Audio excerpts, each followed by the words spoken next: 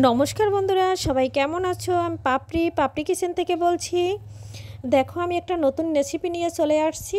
আমি বাড়ির থেকে মলা মাছ পাঠাইছিল। এই মলা মাছটা আমি হাতে মেখে চচ্চড়ি করব। এখানে দিয়ে দেবো বিভিন্ন ধরনের সবজি। আর এই মাছটা কিন্তু বন্ধুরা একবারে টাটকা মাছ। দেখো, কেটে নিয়েছি ডাটা, এটা আমার বাগানের। মূলা কেটে নিয়েছি, আলু কেটে নিয়েছি, বেগুন কেটে নিয়েছি, পেঁয়াজ, কাঁচামরিচটাও আমার গাছের, বেগুনটা গাছের। আর এগুলো আমি কেটে দেখো ধুয়ে সুন্দর করে পরিষ্কার করে দিয়ে দিচ্ছি। আর এদিকে নিয়েছি টমেটো আর গাছের কয়েকটা কুমড়া ফুল, আর সাথে দেব ধনেপাতা। সব কিছু একসাথে দিয়ে দিচ্ছি। এখন দিয়ে দিলাম স্বাদ মতো লবণ, পরিমাণ মতন হলুদ, পরিমাণ মতন মরিচ। আর এখানে হইল রসুন, পেঁয়াজ, আদা, কাঁচামরিচ একসাথে আমি পাটায় বেটে নিয়েছি, কারণ বাটা মশলাটা দিয়ে হাতে মাখা রান্না করলে খুব ভালো লাগে। আর দিয়ে দিচ্ছি পর্যাপ্ত পরিমাণে সাদা তেল। এখন আমি এটা অনেক সময় ধরে সুন্দর করে মেখে নেব, যেহেতু আমার মাখাই অর্ধেক রান্না হয়ে যাবে। আর এটা ভালো করে বন্ধুরা মাখতে হবে, যেহেতু আবার জোরে চাপ দেওয়া যাবে না, যেহেতু মলা মাছটা তো নরম আর গলে যেতে পারে। এর জন্য আলতো হাতে আস্তে আস্তে করে মাখতে হবে।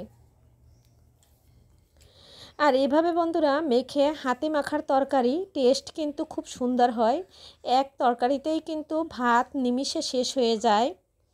আর আমার ভিডিও বন্ধুরা যারা তোমরা কাছে ধারে দেশ ও দেশের বাহির থেকে দেখছো, একটা লাইক, কমেন্ট, শেয়ার দিতে ভুলবে না।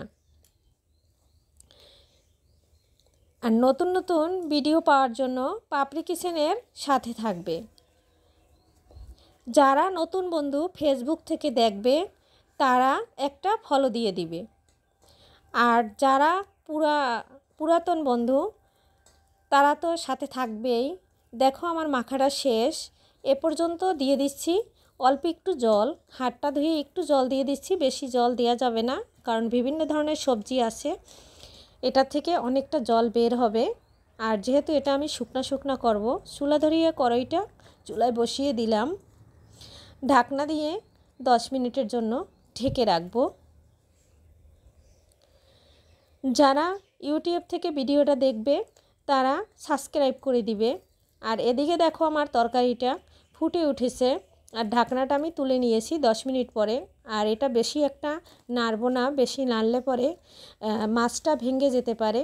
এই পর্যায়ে দিয়ে দিচ্ছি একটু সুন্দর একটা টেস্ট আসার জন্য কিছুটা কাঁচা সরিষার তেল। এখন আবার 5 মিনিটের জন্য ঢেকে দিচ্ছি।